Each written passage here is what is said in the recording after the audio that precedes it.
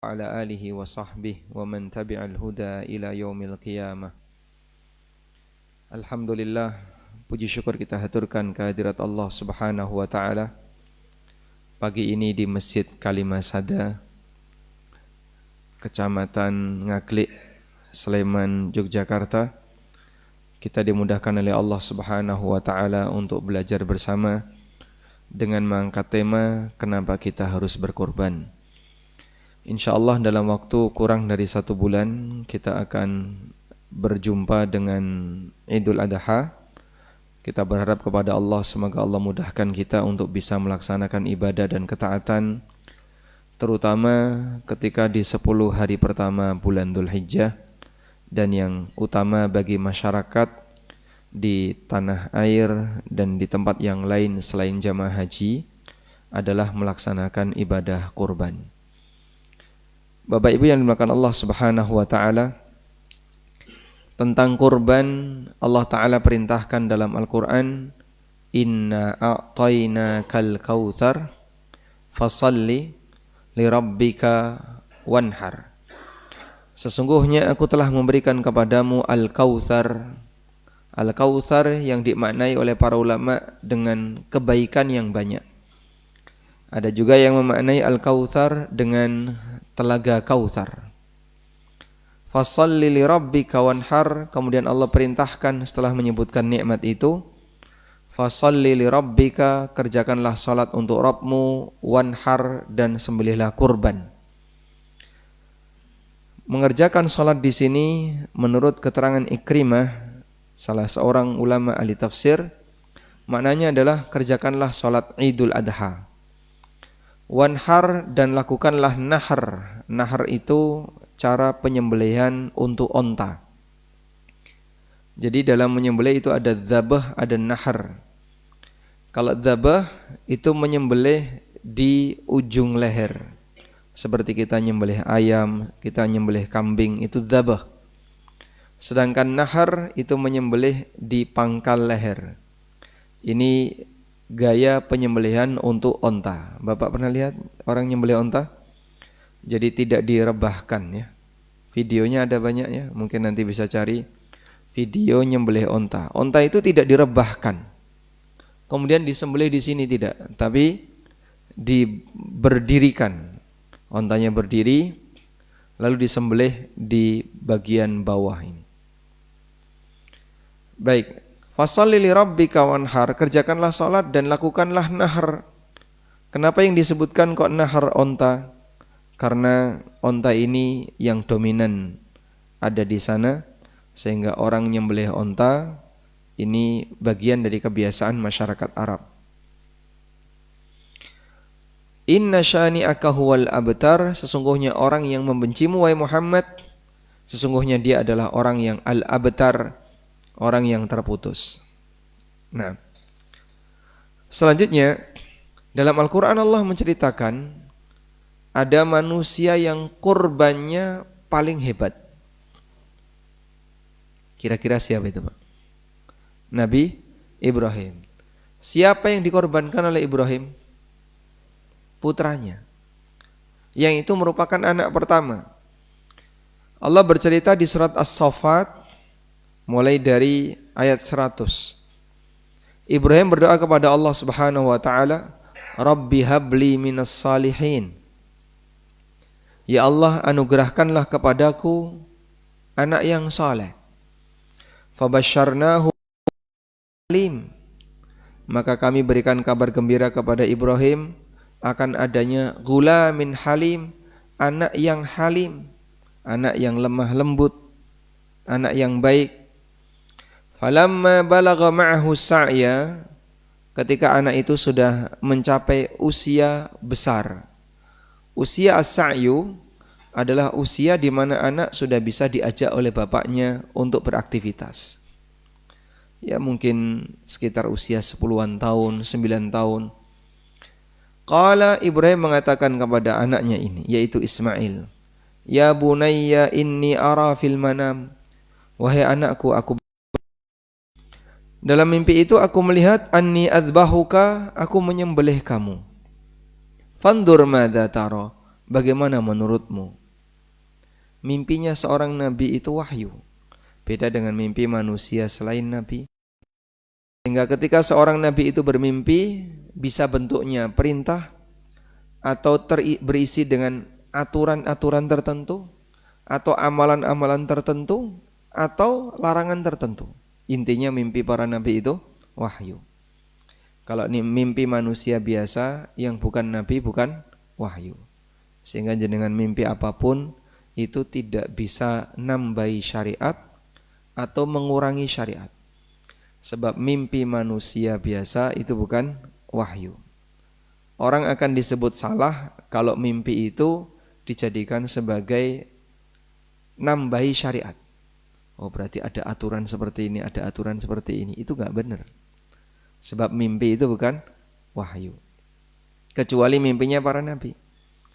Maka mimpi manusia biasa ada mimpi basah, mimpi kering, mimpi nyemek barang itu. Kayak bakmi, Pak ya. Karena ada peran setan dalam aktivitas mimpi manusia. Baik, sekarang kita kembali kepada mimpinya Nabi Ibrahim alaihissalam. Ibrahim alaihissalam bermimpi, anni adzbahuka fandur madza tara. Aku menyembelih kamu, fandur madza tara. Maka menurutmu bagaimana? Ismail yang paham akan mimpi bapaknya, beliau mengatakan, qala ya abati fa'al ma tu'mar satajiduni insyaallahu minas sabirin. Ismail mengatakan, ya abati, wahai ayahku, if'al ma tu'mar, kerjakan apa yang diperintahkan kepadamu. Satajiduni insyaallahu minas sabirin, insyaallah engkau akan menjumpai aku sebagai orang yang sabar. Ismail sudah siap untuk disembelih. Falamma aslama wa tallahu lil jabin. Ketika keduanya telah pasrah, Ibrahim pasrah kehilangan anak. Dan waktu itu adalah anak pertama. Yang lama Ibrahim enggak punya anak. Anak pertama, ada yang mengatakan Ibrahim punya anak di usia 80-an tahun. Itu istrinya umur berapa, Pak? Kalau yang Sarah memang sudah tua. Tapi yang istri satunya, yaitu Hajar, masih muda. Falamma aslama wa tallahu lil jabin. Ketika mereka keduanya telah pasrah dan Ismail telah ditidurkan di pelipisnya. Jadi sebelum Ismail mau disembelih, itu direbahkan dulu.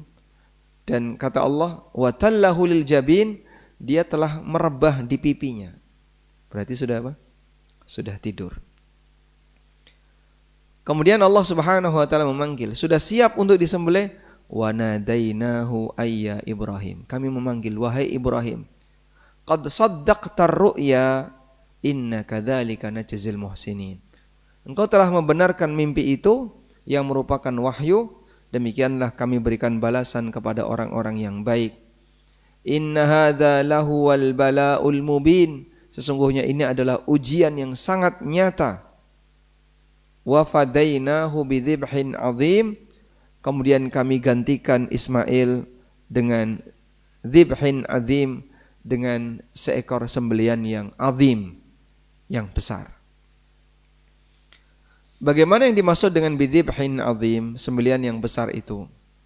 Dalam tafsir Al-Baghawi diceritakan, fa nadhara Ibrahimu, ketika Ibrahim siap menyembelih Ismail, tiba-tiba jaa Jibril. Tiba-tiba datang Jibril. Wa ma'ahu kabsyun amlah aqran. Jibril membawa seekor kambing yang gemuk dan bertanduk. Faqala, lalu Jibril mengatakan, hadza fidaun libnika fadhbahhu duna. Ini adalah ganti untuk putramu, silakan sembelih hewan ini, kambing ini sebagai ganti untuk putramu. Fakabbara Jibril, maka Jibril pun bertakbir. Wa kabbara ibnuhu, dan Ismail pun bertakbir. Fa akhadha Ibrahimu al-kabsha fa ata bihil manhar min Mina fadhabahu. Kemudian Ibrahim membawa kambing tadi, lalu beliau bawa ke Mina, kemudian disembelih di Mina. Dan sampai sekarang ada prasastinya. Katanya itu adalah Madzbah Ismail, tempat penyembelihan Ismail yang ada di Mina. Ya. Kalau Bapak Ibu umroh, itu terkadang bis yang ngantar keliling di daerah Arafah, Mina, Muzdalifah ya. Nanti Bapak akan melihat, diperlihatkan berhenti di satu titik tertentu, itu lihat ada seperti cungkup menara kecil, itu namanya Madzbah Ismail. Wallahu alam benar mbora, saya juga belum tahu ya. Cuman katanya di situ ma'ruf, meskipun kita nggak tahu pasti betulkah itu Madzbah Ismail. Baik.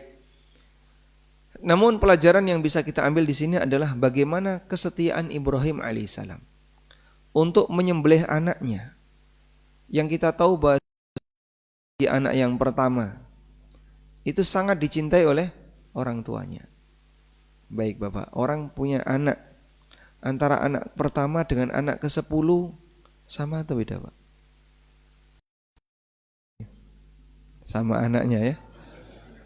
Rasa cintanya sama atau beda? Hah? Beda atau sama? Sama. Sama. Antara orang punya anak pertama, misalnya 5 tahun, 6 tahun gak punya anak, tiba-tiba punya anak. Sudah? Begitu punya anak pertama, terus mana. Sampai anak yang ke-10. Itu kira-kira rasa cintanya sama atau beda?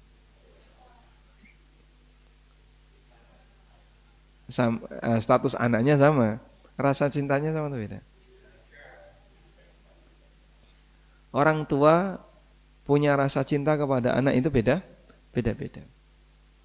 Anak yang lebih nurut, lebih berbakti, lebih disenangi daripada anak yang dugal, beling, nakal. Baik, Ibrahim di posisi sangat mencintai Ismail, tapi disuruh untuk disembelih. Maka Allah memberikan balasan kepada Ibrahim sehingga Ismail tidak jadi disembelih dan digantikan oleh Allah Subhanahu wa taala dengan kambing yang besar. Wa fadainahu bidzibhin azim. Kami gantikan dengan kambing yang azim. Kenapa disifati dengan azim? Coba kita perhatikan. Kenapa di sini disifati dengan azim? Disifati dengan azim, sebagian ulama mengatakan haqqun lahu ayyakuna aziman. Perkataan Sa'id bin Jubair. Sembelihan itu layak disebut azim. Kenapa azim? Li'annahu mutaqabbalun. Karena sembelihan itu diterima oleh Allah. Dalam riwayat yang lain dikatakan sammahu azimun li'annahu kana min indillah. Disebut azim karena kambing ini datang dari Allah. Maka amal yang diterima itu azim. Sebab Allah Subhanahu wa taala yang akan merawatnya dan Allah yang akan membesarkannya. Ada yang mengatakan karena dia menggantikan orang yang hebat, yaitu Ismail alaihissalam. Fahuwa azimun, sehingga kambing ini kambing yang azim. Allah sifati kambing ini dengan kambing yang azim, sebagaimana sifat Al-Quranul azim, sebagaimana sifat Arsy azim, karena dia menggantikan manusia yang azim, yaitu Ismail alaihissalam. Yang merupakan Ismail ini adalah manusia yang nanti akan menjadi buyutnya Rasulullah SAW. Karena Nabi Muhammad SAW keturunan siapa? Ismail. Baik. Kemudian kisah penyembelihan yang kedua. Kisah penyembelihan yang kedua ini dialami oleh Abdul Muttalib. Siapa Abdul Muttalib? Kakeknya Nabi Muhammad SAW. Bahwa Abdul Muttalib hidup di zaman ketika Zam-Zam itu terkubur dengan tanah.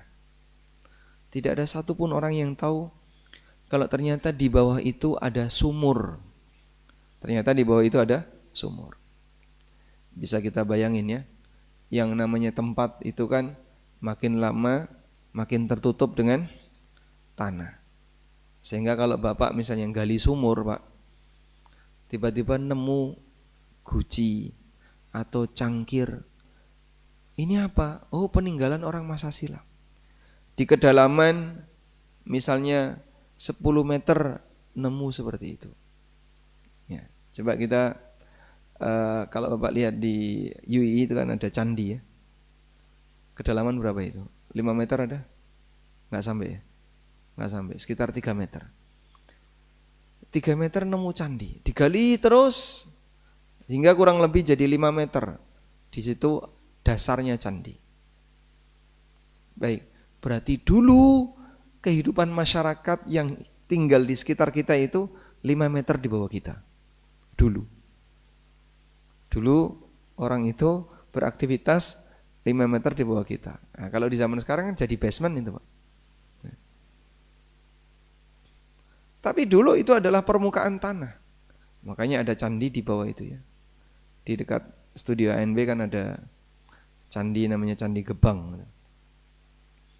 Yang itu katanya ada petani nggaru sawah kemudian nyanggrok atapnya candi. Terus digali kurang lebih ada mungkin 3 meter sampai bisa dapat sampai bawah. Oh, berarti orang dulu itu permukaan tanahnya 3 meter di bawah kita. Baik. Nah, antara Ismail dengan Abdul Muttalib itu ribuan tahun.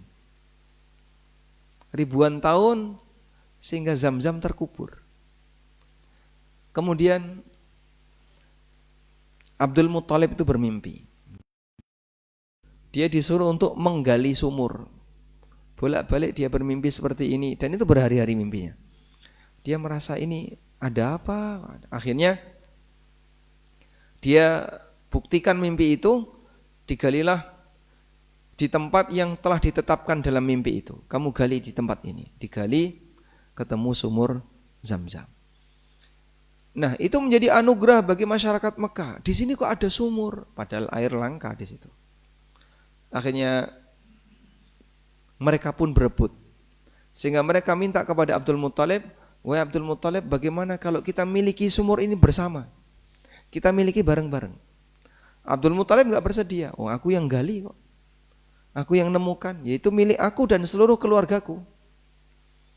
Akhirnya mereka rebutan. Nah, di tengah mereka rebutan itu, mereka bermusyawarah. Bagaimana kalau kita cari orang yang bisa memutuskan perkara kita? Siapa?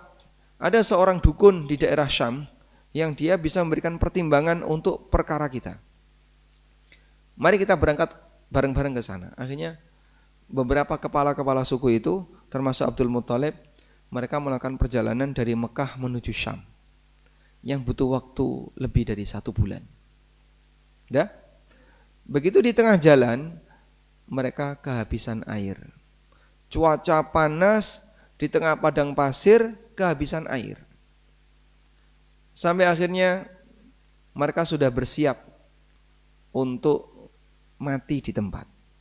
Akhirnya mereka bermusyawarah, gimana ini? Kita sudah tidak mungkin melanjutkan perjalanan, karena kalau lanjut sejauh mata memandang isinya padang pasir.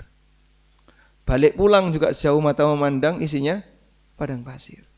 Perbekalan sudah habis. Terus mereka memutuskan, ya sudah, kita akan menggali kuburan kita sendiri-sendiri. Ya. Sudah bersiap untuk mati. Nah, di saat Abdul Muttalib dan teman-temannya menggali, itu kan dia pindahkan ontanya dulu untuk menggali tempat di bawah yang dipakai onta mendrum. Saat Abdul Muttalib menggali, ternyata keluar air. Nah, ketika keluar air, mereka bisa minum air itu dan kembali mengisi perbekalannya dengan air. Lalu mereka bilang, wahai Abdul Muttalib, ini jawaban dari Allah bahwa sebagaimana kau diberi oleh Allah air di sini, berarti air di Mekah adalah milikmu. Akhirnya jadi miliknya Abdul Muttalib. Kemudian Abdul Muttalib ketika itu anak laki-lakinya sedikit. Maka dia pun bersumpah untuk nazar, Jika Allah menganugerahkan kepadanya 10 anak laki-laki, maka salah satunya akan disembelih. Akhirnya betul, Allah wujudkan terlahir 10 anak laki-laki. Nah, setelah semua anaknya menginjak usia besar, maka Abdul Muttalib ingin mewujudkan nadarnya. Diundilah dari 10 anak laki-laki itu, masih anak-anak semuanya, belum ada yang nikah. Diundi, keluar nama Abdullah. Maka digelendenglah Abdullah ini untuk disembelih. Ketika Abdul Muttalib bawa Abdullah dengan bawa parang karena mau menyembelih Abdullah, maka setiap orang yang ketemu Abdul Muttalib menghalang. Kamu mau ngapain? Saya mau sembelih anakku sebagai perwujudan nadarku. Jangan kau lakukan. Loh, kenapa? Karena kalau kau melakukan ini, nanti jadi budaya orang Arab, ikut-ikutan kamu nyembelih anak laki-lakinya. Kita sudah kecapean nyembelih anak perempuan, mengubur hidup-hidup anak perempuan. Ini kamu mau buat budaya baru, tradisi baru, nyembelih anak laki-laki. Nah terus gimana, ini sudah jadi nadarku. Gini saja, coba kau konsultasi ke dukun.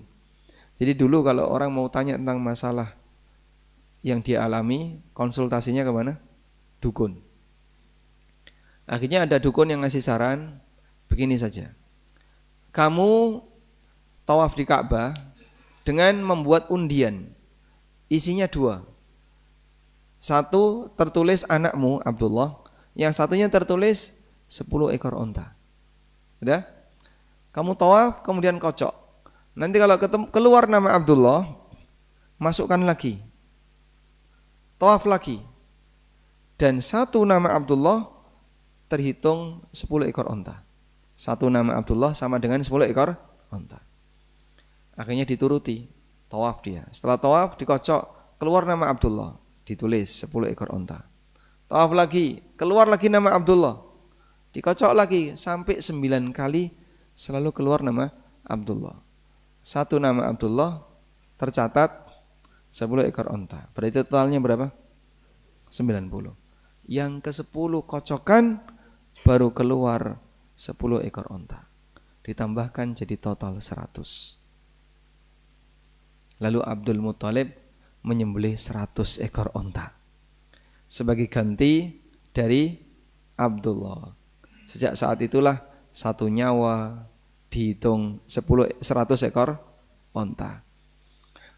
Nah, Abdullah enggak jadi disembelih, maka Nabi Muhammad SAW adalah keturunan dua manusia yang tidak jadi disembelih, Ismail bin Ibrahim dan Abdullah bin Abdul Muttalib, sehingga beliau disebut sebagai Ibnu Dzabihatain, putra dari 2 orang yang mau disembelih tapi enggak jadi.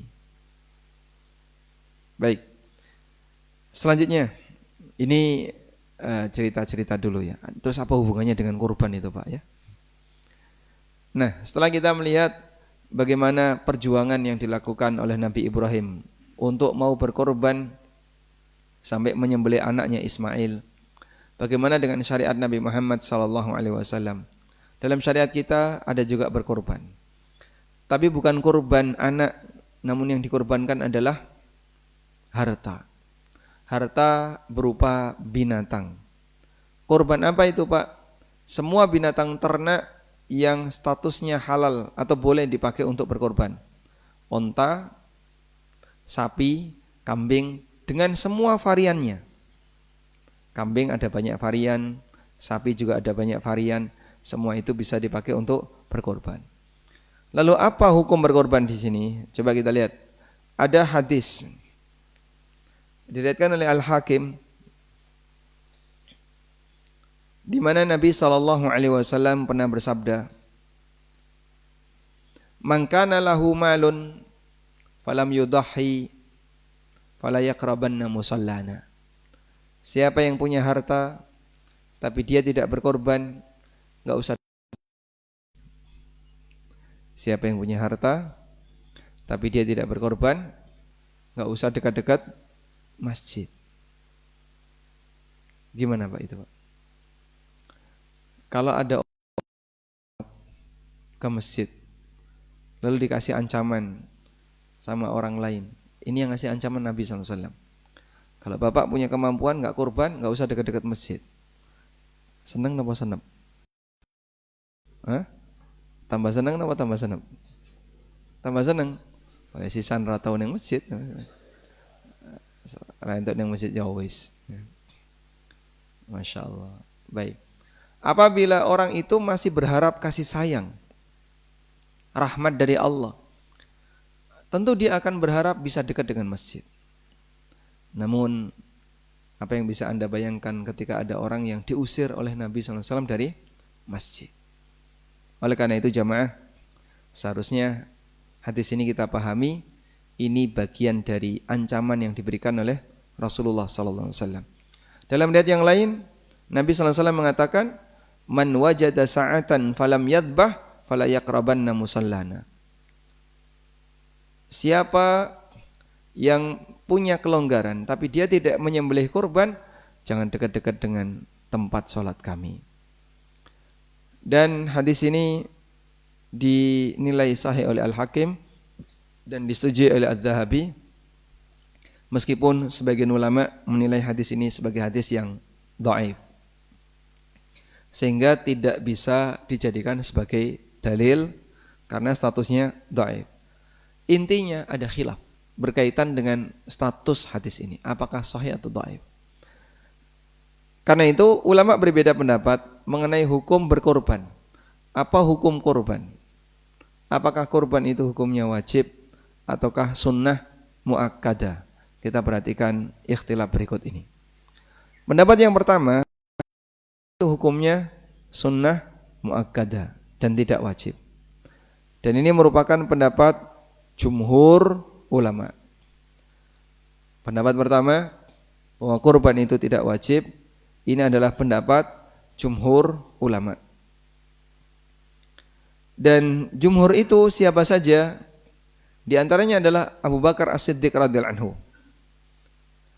Disebutkan dalam riwayat anna Abu tarakat tadhiyah. Abu Bakar itu pernah tidak berkorban. Demikian pula ini pendapat Umar, Ibnu Abbas dan beberapa sahabat, khasyata ayyaran nasu anna tadhiyata wajibah. Beberapa sahabat tadi sengaja tidak berkorban, Abu Bakar, Umar dan Ibnu Abbas, karena khawatir masyarakat menilai korban itu hukumnya wajib. Diriwayatkan oleh At-Tahawi dari Abu Sarihah, beliau mengatakan, ra'aitu Abu Bakrin wa Umar. Aku melihat Abu Bakar dan Umar radhiyallahu anhuma wa ma yudhiyani karahatan ayyaqtadiya bihima. Aku melihat Abu Bakar dan Umar itu tidak berkorban, dan karena beliau enggak suka, beliau tidak ingin orang meyakini itu wajib. Nah, ini pendapat yang pertama. Kemudian juga disampaikan oleh Abu Mas'ud Al-Ansari radhiyallahu anhu. Sahabat Abu Mas'ud Al-Ansari pernah mengatakan, inni la'ada'ul adha wa ana musirun makhafatan ayyara jirani annahu hatmun alayya. Pernah satu ketika saya tidak berkorban, padahal saya punya harta, saya punya uang. Karena saya khawatir nanti tetangga-tetanggaku menilai kalau ini wajib. Baik, ini seperti yang dilakukan oleh Abu Mas'ud, bukan Ibnu Mas'ud ya. Abu Mas'ud Al-Ansari. Abu Mas'ud beda dengan Ibnu Mas'ud. Wallahu alam. Itu beberapa ulama yang menyebutkan kalau kurban itu tidak wajib. An-Nawawi mengatakan, madhabuna, madhab kami, madhabnya apa? Syafi'i. Madhabnya An-Nawawi apa? Syafi'iyah. Madhabuna annaha sunnatun muakkadah. Madhab kami, kurban itu sunnah muakkad. Fi haqqil musir, bagi orang yang punya kelonggaran. Wala tajibu alaihi, dan hukumnya tidak wajib. Lalu beliau menyebutkan, wa bihadza qala aktsarul ulama, dan ini pendapat mayoritas ulama. Siapa saja itu? Abu Bakar As-Siddiq radhiyallahu anhu, Umar bin Khattab radhiyallahu anhu, Bilal, Abu Mas'ud, Al-Ansari radhiyallahu anhum, Sa'id ibn Musayyib, Atha bin Abi Rabah, Alqamah, Al-Aswad, Imam Malik, Imam Ahmad, Abu Yusuf, Ishaq bin Rahuya, dan beberapa ulama yang mungkin namanya tidak pernah kita kenal. Baik, mereka berpendapat bahwa kurban tidak wajib. Selanjutnya, ada juga sebagian ulama, ini pendapat yang kedua ya, yang mengatakan kurban itu wajib. Ini adalah pendapatnya Rabi'ah, gurunya Imam Malik, Rabi'atul Ra'yi. Pendapatnya Al-Laits bin Sa'ad, ulama Mesir yang hebat sezaman dengan Imam Malik, meskipun Imam Syafi'i tidak berguru kepada beliau, namun Imam Syafi'i terpengaruh dengan fikihnya Laits setelah pindah ke Mesir. Kemudian Abu Hanifah, pendapatnya Abu Hanifah dan Al-Auza'i. Mereka mengatakan bahwa kurban hukumnya wajib bagi yang mampu kecuali jamaah haji. Wa qala Muhammad bin Hasan, Muhammad bin Hasan murid seniornya Abu Hanifah mengatakan, hiya wajibatun 'alal muqim bil amsar. Kurban itu wajib bagi orang yang mukim di berbagai negeri. Dan yang masyhur dari Abu Hanifah, annahu innama yujibuha 'ala muqimin yamliku nisaban. Yang masyhur dalam pendapatnya Abu Hanifah, beliau mewajibkan kurban bagi orang yang punya harta 1 nisab. Jadi tingkat kemampuannya adalah harta 1 nisab.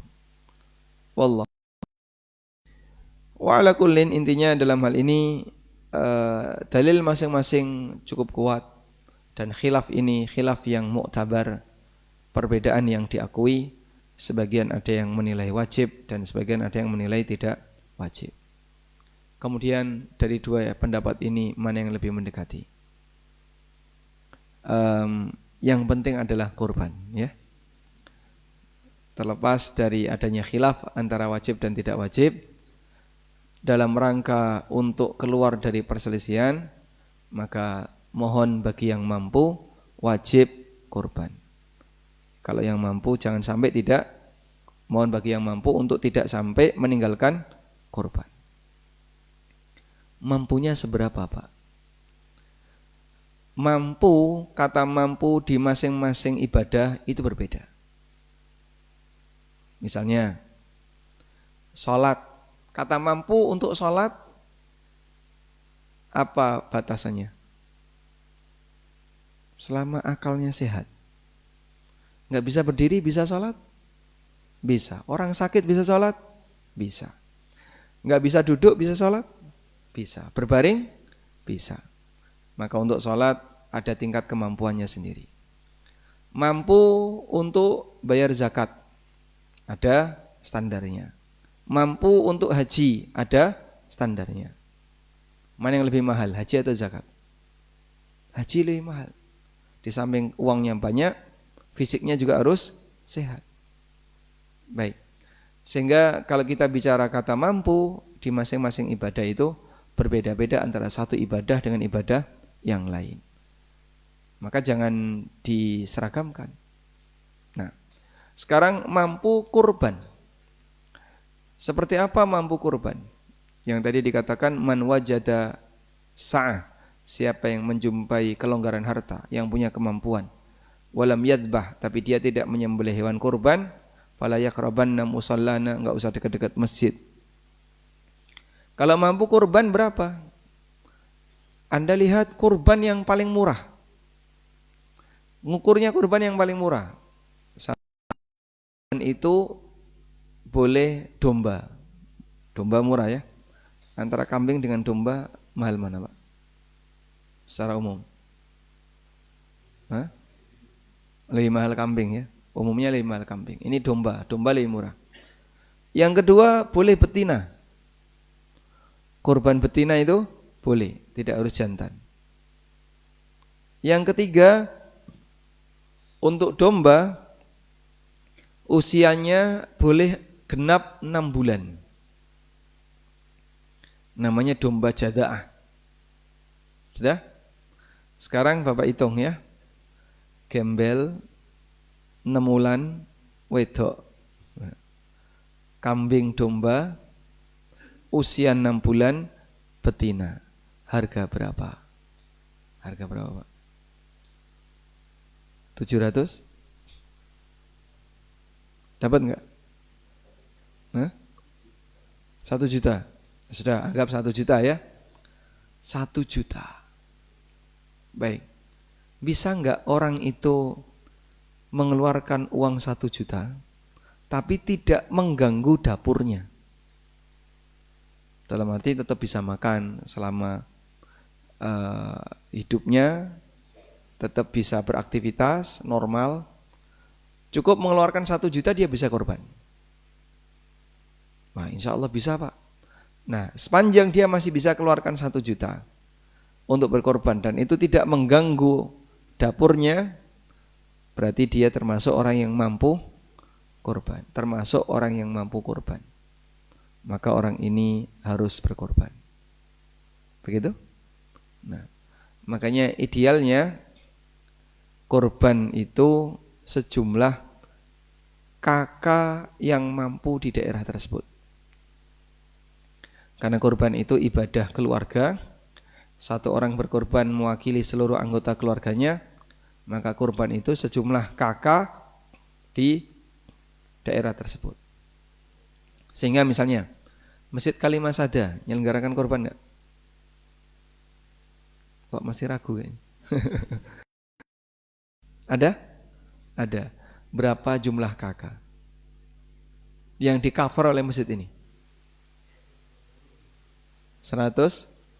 120 sampai 120 ya.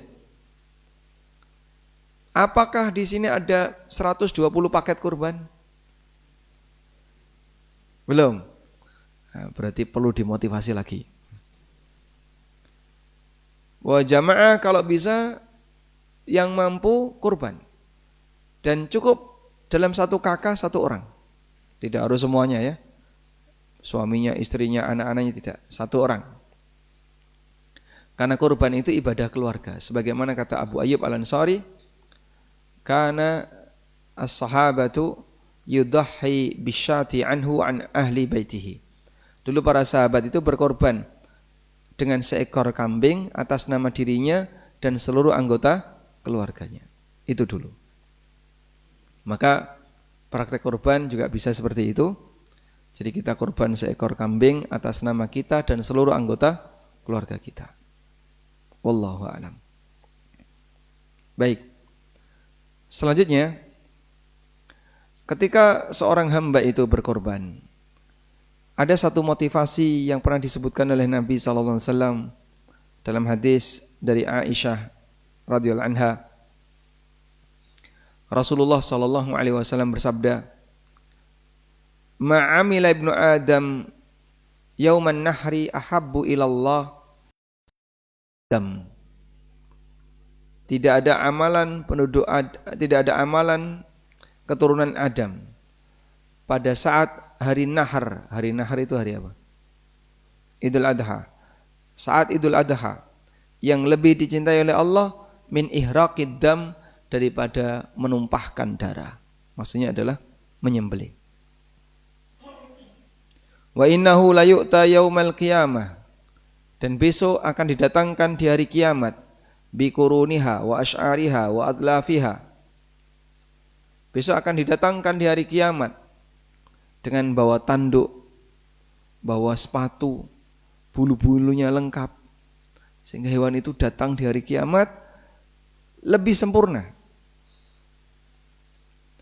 Wa inna ad-dama la yaqa'u minallahi bimakanin qabla an yaqa'u bil ardi fatayyibu biha nafsa. Darahnya hewan itu sudah sampai kepada Allah sebelum dia menetes di tanah. Fatayyibu biha nafsa, maka lakukanlah dengan penuh sukarela. Sehingga kalau korban ya jangan eman. Wah, sapi ini apik ya disembelih eman. Sapine HP kok disembelih apa? Sayang.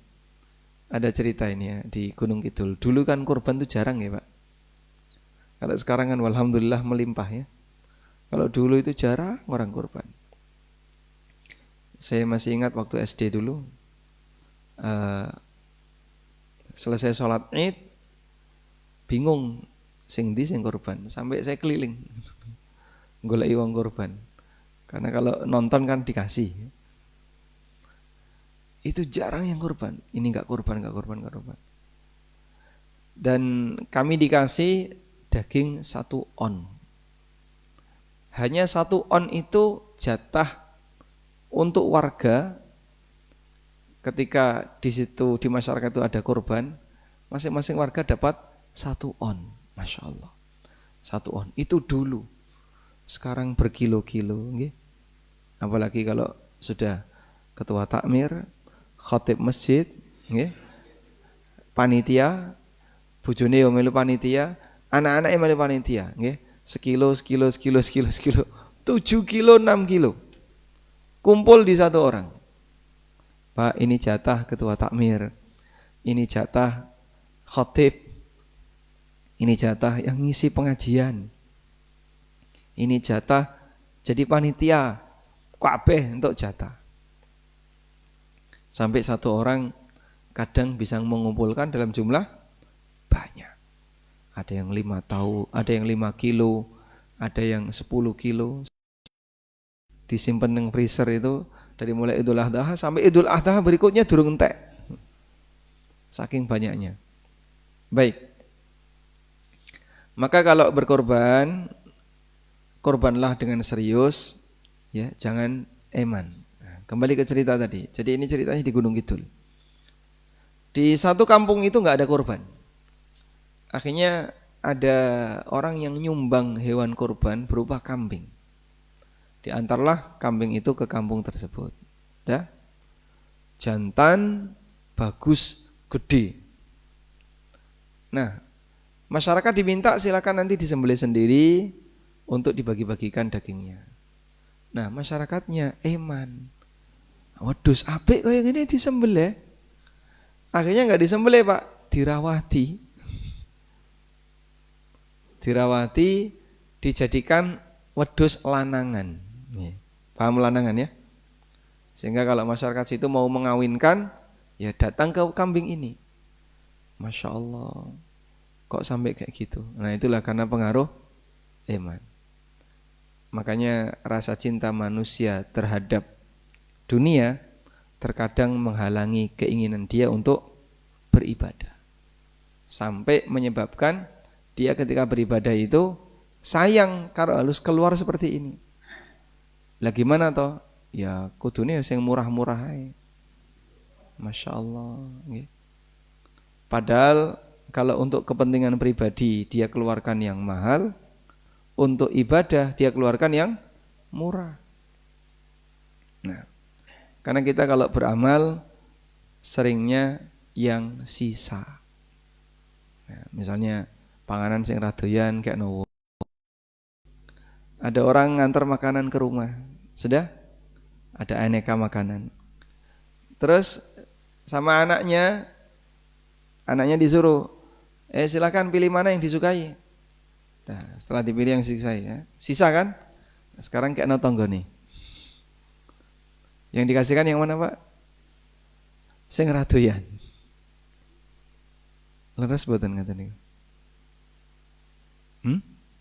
Boten nggih? Boten leres. Tapi terjadi enggak kayak gitu, Pak? Terjadi. Baik. Makanya kadang kita ini enggak adil. Nyuwun sewu nggih. Ada orang punya pikiran seperti ini. Ya, di usia produktif masih muda itu ya dimaksimalkan. Golek-golek bondo. Biar nanti nek wis tuwa tinggal mepet ning masjid. Masyaallah. Mepet ning masjid kok nunggu tuwa to, Pak. Jadi saat dia masih muda, masih produktif, enggak mau mendekat ke agama. Dalam pikiran dia, Ya orang soleh beragama ini ya wis jenggote putih, rambutnya putih itu baru ke masjid. Saya enom kok rajin ning masjid itu aneh. Masya Allah. Dan ternyata pemahaman seperti itu masih banyak. Itu kan tidak adil. Makanya ketika yang sudah sepuh-sepuh belajar, terus komplain sama Ustadz, Ustadz jangan berat-berat, saya sudah tua, pemahamannya sudah sulit, nggak seperti dulu waktu masih muda. Dibalas sama ustadznya, nah dulu bapak waktu masih muda kemana saja? Kok saiki ngaku tua, terus tiba-tiba udur, tua itu udur nggak? Bukan ya, tua itu bukan udur. Wallahu alam. Baik, mungkin demikian yang bisa kita sampaikan. Semoga apa yang kita bahas ini bermanfaat. Salat syuruk jam berapa? Nah, baik, 5 menit lagi atau 10 menit lagi. Barangkali ada yang mau disampaikan, silahkan. Wassalamualaikum warahmatullahi wabarakatuh. Muhammadin wa ala alihi wa sahbihi wasallam. Monggo, Pak. Silakan.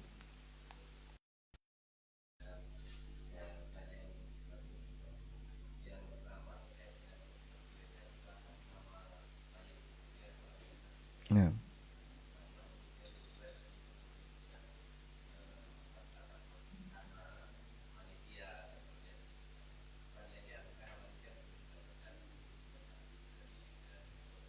Mm-mm.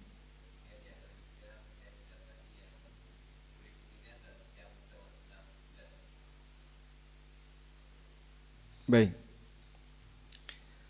Bolehkah berkorban atas nama mayit? Saya bisa rinci sebagai berikut ini ya. Pertama, berkorban atas nama mayit sebagai pihak yang mengikuti. Pihak yang mengikuti itu begini. Yang berkorban orang yang hidup. Tapi beliau punya keluarga yang sudah meninggal. Entah orang tuanya atau anaknya. Lalu orang ini berkorban, orang yang hidup ini berkorban. Ya Allah, ini korban atas namaku dan seluruh anggota keluargaku. Sebagaimana kebiasaan Nabi SAW, beliau kalau korban, beliau berkorban atas nama dirinya, diri beliau dan seluruh anggota keluarga beliau. Allahumma hadza minka walaka anni wa an ahli baiti. Ya Allah, ini korban atas namaku dan seluruh anggota keluargaku. Maka seluruh anggota keluarga orang yang korban ini dapat pahala, baik yang masih hidup maupun yang sudah meninggal. Ini yang pertama. Yang kedua, korban atas nama mayit karena mayit pernah berwasiat. Dia pesan sama keluarganya atau anaknya, besok kalau ibu meninggal, terus pas Idul Adha, tolong belikan seekor kambing dan dikorbankan atas nama ibu. Bulan Syawal ibunya meninggal. Nah, maka anak ini mengambil sebagian harta ibu, tabungan ibu, untuk dibelikan hewan kurban seperti yang dipesankan, kemudian disembelih atas nama ibu yang sudah meninggal. Ini namanya wasiat. Yang ini namanya wasiat. Baik. Yang ketiga, kurban atas nama mayit tanpa ada wasiat dan bukan diikutkan. Misalnya seorang anak membeli seekor kambing lalu diantar ke takmir, kemudian bilang kepada takmir, ini kurban atas nama bapak saya. Kurban atas nama bapak saya, tolong disembelih. Padahal tidak pernah berwasiat, bapaknya sudah meninggal. Apakah seperti ini diperbolehkan? Ulama beda pendapat. Pendapat yang pertama, hukumnya boleh dan pahalanya sampai. Ini merupakan pendapat para ulama Hambali. Ini pendapat para ulama Hambali, karena dalam mazhab Hambali, orang yang hidup diperbolehkan untuk menghadiahkan pahala kepada orang yang sudah mati, apapun bentuknya.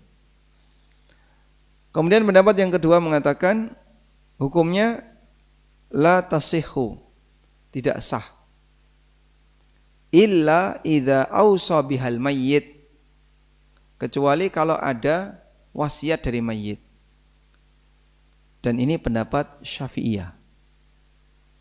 An-Nawawi mengatakan wala tadhiyata 'anil ghairi bi ghairi idnihi wala an mayyitin illam yusi biha. Kata An-Nawawi, kita tidak boleh berkorban atas nama orang lain tanpa izin orang itu. Termasuk atas nama mayit jika beliau tidak pernah berwasiat. Ini perkataan An-Nawawi. Sehingga dalam mazhab Syafi'iyah, korban atas nama mayit tidak sah. Dalam mazhab Malikiyah, korban atas nama mayit makruh. Dalam Mukhtasar Khalil, yang ini ulama Syafi'iyah, dinyatakan wa kuriha juzzu sufiha wa fi'luha an mayyitin. Makruh untuk mencukur rambutnya hewan yang mau dikorbankan. Ya, misalnya gembel ada banyak rambut, sebelum disembelih dicukur, itu makruh. Wa fi'luha an mayyitin, dan makruh juga menyembelih kurban atas nama mayyit. Itu mazhab Malikiyah. Baik. Dalam At-Tawdih, ini buku mazhab Maliki, wa qala Malikin fil Mawaziyah, Imam Malik mengatakan wala yu'jibuni ayyudahya an abawayhil mayyitaini. Dan aku tidak suka ketika seorang anak menyembelih hewan kurban atas nama orang tuanya al-mayyit. Sehingga beliau praktek seperti ini tidak disukai. Baik, intinya ada 3 pendapat ya. Ada yang membolehkan, dan ini mazhab Hambali. Ada yang mengatakan tidak sah. Ini mazhab Syafi'iyah. Dan ada yang mengatakan makruh. Ini mazhab Maliki. Kalau makruh masih sah, tapi sebaiknya ditinggalkan. Nah, ada 3 pendapat berkaitan kurban atas nama mayit. Untuk kayak tadi ya, bukan wasiat, juga bukan diikutkan. Kalau wasiat, ulama sepakat boleh. Wallahu a'lam. Yang kedua tadi terkait apakah panitia boleh mendapatkan jatah khusus.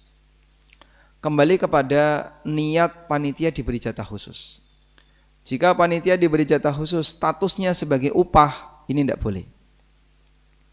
Karena dari Ali bin Abi Thalib, beliau pernah mengatakan bahwa beliau pernah diperintahkan untuk menyembelih onta kurbannya Nabi SAW. Lalu kata Ali, wa alla nu'tinal jazzara minha, wa alla nu'til jazzara minha, dan kami dilarang untuk memberikan upah kepada tukang jagal minha, dari hasil kurban itu. Sehingga hasil kurban dipakai ngupah, itu tidak boleh. Termasuk takmir atau panitia. Kalau panitia yang ngurusi itu minta dibayar dengan hasil kurban, ini dilarang. Dah? Nah, terus gimana Pak? Panitia berarti nggak dapat apa-apa. Ya seperti kerja bakti. Jenengan yang kerja bakti itu dapat apa? Snack. Alhamdulillah. Pengajian nggak dapat snack ya. Walaupun kerja bakti. Nah, seperti kerja bakti, nggak dapat apa-apa. Ya cuma dapat makan atau dapat snack. Ya ibaratnya sebagai apa ya, kegiatan bersama masyarakat. Makanya kalau bisa kurban itu dijadikan sebagai kegiatan masyarakat dan dananya dari hasil iuran masyarakat. Seperti kerja bakti. Jangan terlalu dibebankan kepada sahibul kurban. Sudah keluar uang beli kambing, beli sapi. Yang kedua, biaya kelet, biaya penanganan. Yang ketiga, biaya operasional. Wong sak kampung metu kabeh ngasih makan wong sak kampung. Untuk snack, untuk sewa deklit, sewa ini, total sekian. Sahibul kurban sekian. Satu orang bayar 500.000. Terlalu mahal. Yang lebih parah lagi, pakai kas takmir. Itu tidak boleh itu Pak ya. Karena kota infak itu untuk operasional masjid. Tidak boleh untuk selain operasional masjid. Sehingga jangan kurban. Terus gimana Pak solusinya? Solusinya yaitu tadi, bisa misalnya ditarik dari warga, ya. Ada nggak warga yang mau nyumbang untuk kegiatan kurban? Nah, iuran warga itu nanti yang dipakai untuk snack, sewa deklit, makan bersama dan seterusnya, agar tidak memberatkan sahibul kurban. Sehingga intinya kalau panitia apakah boleh menerima jatah kurban? Jika sebagai upah nggak boleh. Yang kedua, kalau panitia menerima sebagai hibah atau hadiah, silahkan. Misalnya sebagai warga, tapi tidak cukup itu. Dia dapat dua, sebagai warga dan sebagai panitia. Dapat dua kan? Nah, yang kasihan itu gini. Ada panitia, ya, suami istri punya 3 anak sudah dewasa semua, sudah gede-gede ya, SMA, kuliah, belum nikah, masih satu rumah dengan orang tuanya. Jadi panitia kabeh. Suaminya jadi panitia, istrinya jadi panitia, anak-anaknya jadi panitia. Sehingga satu rumah ini dapat 5 jatah. Plus sebagai warga 6. Nah, takmir 7. Khotib 8. Ibunya di PKK aktif 9. Anaknya di pemuda 10. Masya Allah. Nggih. Sementara itu ada warga kampung janda, anaknya kecil-kecil, nggak bisa ikut jadi panitia, nggak punya peran di lingkungan, entuk siji. Ya. Itu kebijakan siapa yang seperti ini? Makanya tolong ya, jadilah panitia yang bijak, ya. Sehingga kalau mau mengatur distribusi jangan terlalu berpihak. Yang kuat makin banyak, yang lemah rentuk popo. Nah, kemudian kalau panitia dapat itu sebagai hadiah atau hibah, insya Allah tidak apa-apa. Cirinya begini Pak, dikasih jatah khusus, tidak nesu, tidak emosi, berarti bukan gaji. Tapi nek panitia ra dikai kok nesu, ki opo dadi panitia ora entuk popo. Nah, berarti dia minta upah. Ini yang salah. Dan itu berbahaya karena ada hadis yang mengatakan man ba'a jilda udhiyatihi fala udhiyata lahu. Siapa yang menjual hasil kurbannya maka tidak ada kurban untuknya. Maksudnya kurbannya batal. Menjual hasil kurban itu bisa maknanya menjual dapat uang atau menjual sebagai upah. Ya, ini karena Bapak sudah ngurusi kurban saya, tak upah pakai hewan kurban. Itu bisa membatalkan kurbannya. Nah, terus solusinya Pak? Ya, panitia harus paham, sadar diri bagaimana cara yang benar jadi panitia kurban. Wallahu a'lam. Terus kambing 6 bulan kenapa Pak? Biasanya beriman? Boleh betina. Jadi Nabi SAW pernah mengatakan kepada Ummu Kurzin berkaitan dengan masalah akikah, kata beliau, la ba'sa dhukranan am inata, la yadurrukum dhukranan am inata. Tidak masalah mau disembelih hewan kurban, hewan jantan maupun hewan betina. Jadi kalau beliau sudah mengizinkan jantan dan betina, berarti kurban betina hukumnya boleh. Wallahu a'lam. Pun cekap? Masya Allah. Sesuai usia dulu. Masya Allah. Monggo, silakan.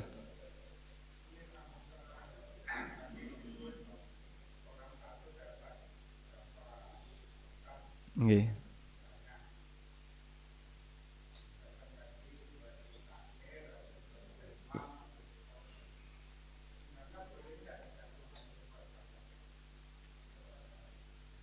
Memberi khatib.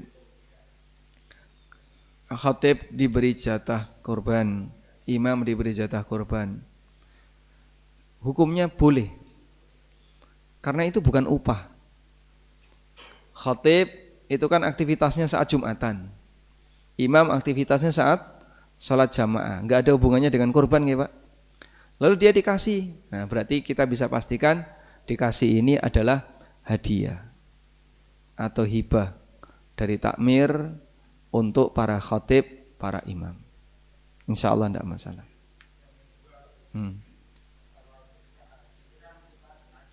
Yeah.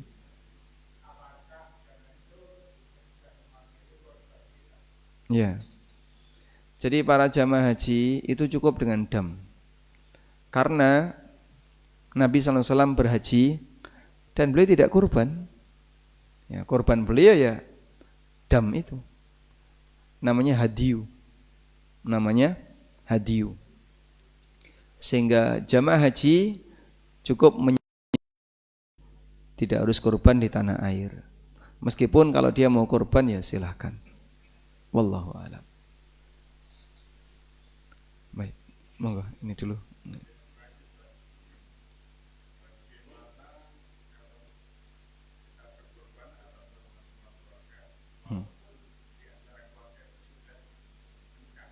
Sudah mentas.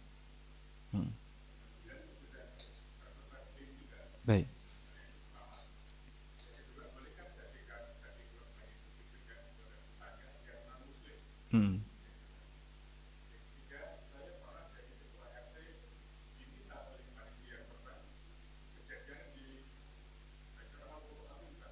Di mana?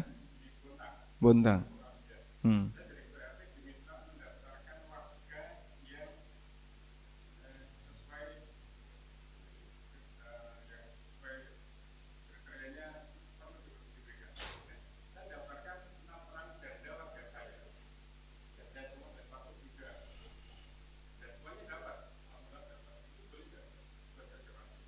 Baik.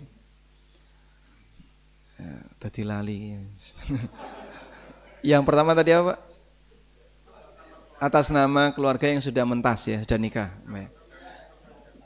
Baik, berkaitan dengan atas nama anggota keluarga, batasannya apa sih? Kalau dalam keterangan ulama Malikiyah, Al-Baji, itu beliau menyebutkan selama sumber nafkahnya sama. Selama sumber nafkahnya sama.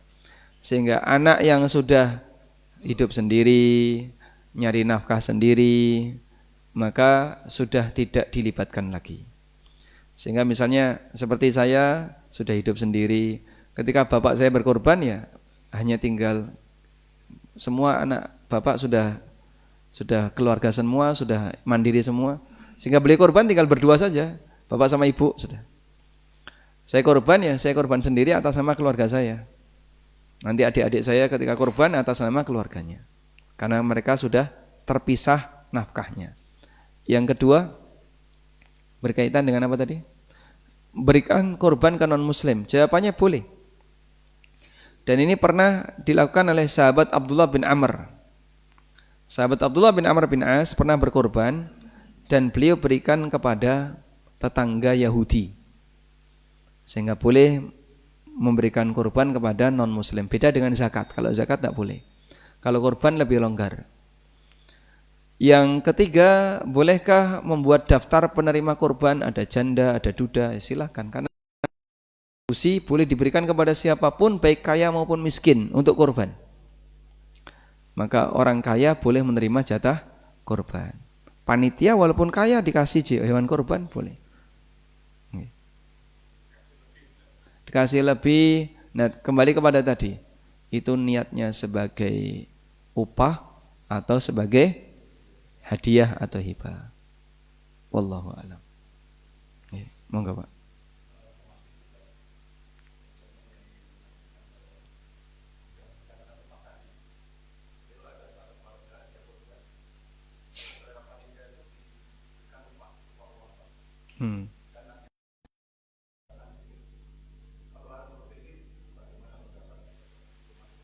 Jadi panitia dikasih upah uang plus dikasih daging.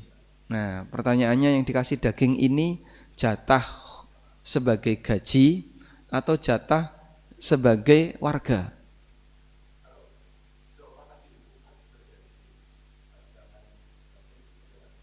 Insya Allah tidak apa-apa. Jadi dia sudah dibayar pakai uang, seperti jagal ya. Jagal ini kan dibayar. Satu sapi berapa jagal?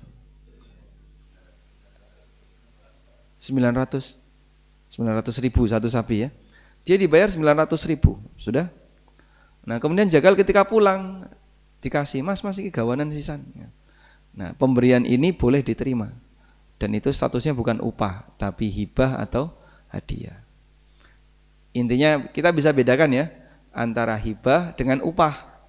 Kalau upah kan jaluk, nek dikai dia bisa nuntut karena itu haknya. Kalau hibah atau upah atau hadiah itu sukarela. Dikasih nggak dikasih ya terserah yang punya. Wallahu a'lam. Walhamdulillahirabbil alamin. Semoga apa yang kita bahas ini bermanfaat. Wassallallahu ala nabiyyina Muhammadin wa ala alihi wa sahbihi wasallam. Wa akhiru da'wana alhamdulillahirabbil alamin. Wassalamualaikum warahmatullahi wabarakatuh.